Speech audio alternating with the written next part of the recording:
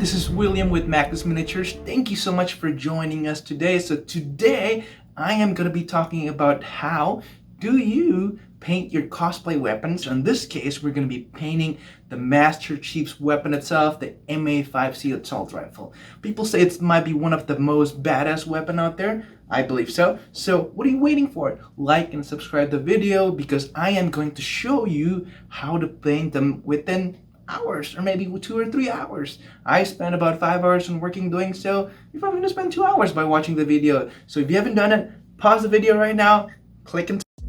So the weapons are really simple. I actually went every walkthroughs, actually detailing on just, what kind of colors I should put in, what kind of weapon position they should be in, what kind of lighting they should be in, how much weathering they should be, and sort of find out the mixtures and balance of color before I actually start everything.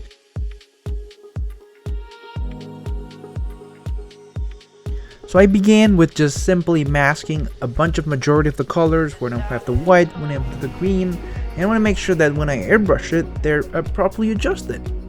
Now here's probably the most exciting part of all, airbrush. I've been in love with airbrush since I was in 3rd grade. And so just by having airbrushed the model itself, I can actually get to see what they actually look like, what the colors are gonna be, and all the other good stuff. And it actually took me quite a bit longer. The combinations of white and gray, I didn't really like the color at the beginning, so it took me a couple trial and step and error just to make sure that they look the way I want to be.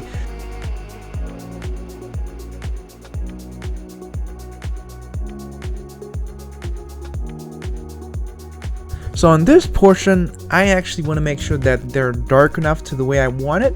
Make sure guys, when you do this, do it in separate thin coats so that the layers are really smooth and you actually get a really nice flat surface of the weapon. So after a bit of working out on the stuff, I felt like the gun's not really gun enough, so I added some gray onto the black just so that I have some shading, so the color doesn't really look that dull with the black, and I actually love it. Next step, I actually use a couple of detail colors that I really love. I recommend using some couple of GW paints and some Vallejo. Model 3 is actually really good paint. So I took a couple of steps to make sure that a lot of the details kind of pop out. I picked gold just because I love gold, man. So the process is a little tedious, but I really enjoy it. I just want to make sure that all the details are really popping out.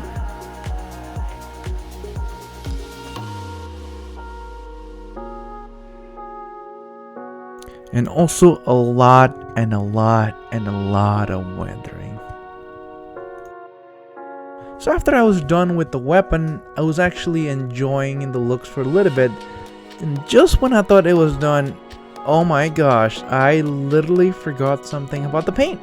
And if you guys can't see what it is, watch the clip before and you'll probably realize what was missing. Watch this. Damn it. God damn it. I forget about it.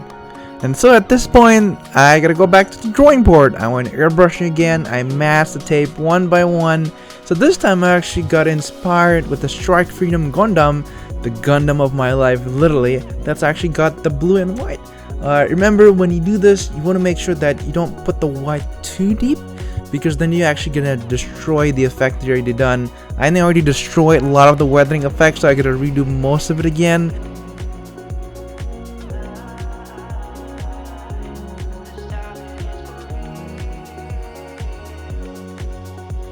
Peeling off the masking tape, probably one of the most satisfying things you've ever done after you did an airbrush. You love it, you took it out, and voila, you got a fresh paint. So next step, what I'm doing is called edge highlighting. What I'm doing is essentially I'm simulating the real life condition of the weapon, where typically when you have edges or corners, these are where the paint actually chips. So by doing so, you want to highlight the edges, the corners, just to make them look realistic. This process, to be honest, took a lot of time and effort. It's just highlighting every corner, every detail, redoing every corner, making sure they look good and real.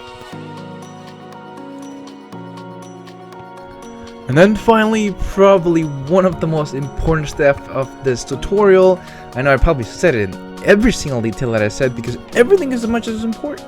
So what I use here is a pigment powder. I think I bought it from Hobby Lobby. You want to make sure that when you get them, you use not too much, not too little, because if you use too little, all you're getting is a bit of dust. If you're having too much, you can ruin the whole thing. Just always keep in mind, I think the one pigment that I bought is acrylic, so you can always brush them with water. If you put too much stuff like this here, you see I dab in a little too much, later on I actually put some water on and scrape them off. This actually gives the carbon, the dusty, sort of the gunpowder effect on each of the weapon. Because no weapon's really clean. They gotta be chipped, they gotta be a little dusty, they gotta be a little rusty.